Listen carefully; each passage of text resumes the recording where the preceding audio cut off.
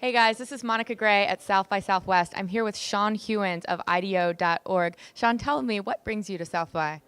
Sure. So should I hold this?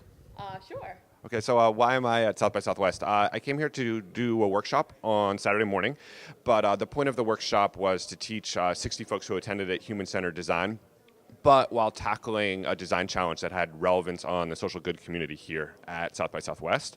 So next year in 2015, South by is starting something called South by Eve, which is going to be an opportunity for attendees at South by Southwest to give back to benefit local nonprofits in Texas and I think beyond in other states as well.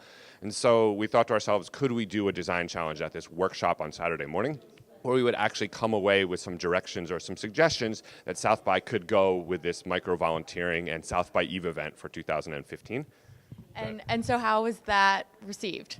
It was really cool because I taught a workshop here last year and we were like, look, there's so much energy in this room, but it just sort of stayed in the room. And when the workshop ended, it just sort of went into the ethos of drinking and other panels at South by Southwest.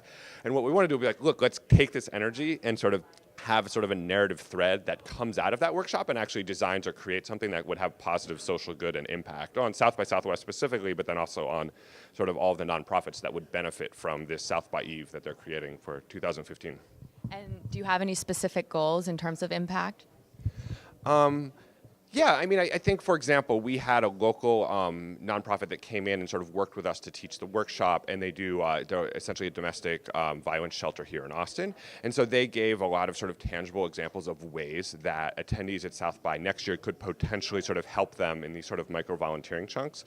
One of the most exciting sort of opportunity areas we're thinking about, who knows if it works, you come to South by, you try to go to a session and it's full, right? And there's this moment there where you're kind of pissed off. We're really excited to go to that session.